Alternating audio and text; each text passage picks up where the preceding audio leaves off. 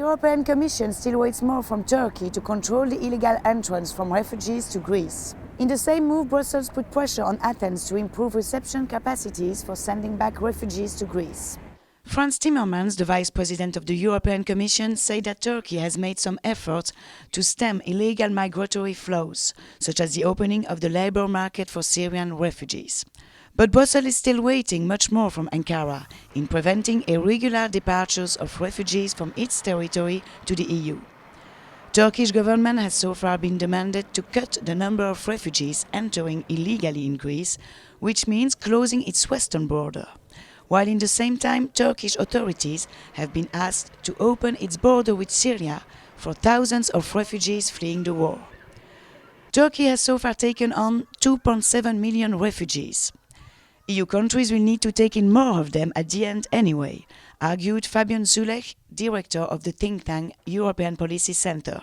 However, the Syrian border is more crucial at the moment. The Syrian border at the moment is an emergency. It's a humanitarian catastrophe, and certainly we would not want to be in a situation where Europe, whether that's Turkey or the European Union, stands by and watches while civilians get massacred. So I think we need to do something about that situation sooner rather than later.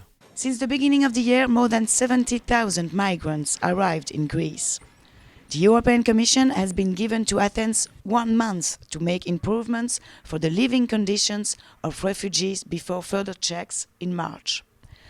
But Eugenio Ambrosi, director for the International Organization for Migration's office in Brussels, argued that Turkey and Greece are not the only countries to blame. I don't think the blame has to be put on them. Yes, it's correct to ask that they do more. But it's also correct that we help them more in order to improve the way they manage the current situation. And as long as there is no effective way of sharing the burden of the number arriving in any single country, we will continue to see this situation replicating themselves. The failure of the European Union to manage the migrant crisis, especially on the relocation scheme, was highlighted by the European Commissioner for Migration, Dimitris Avromopoulos.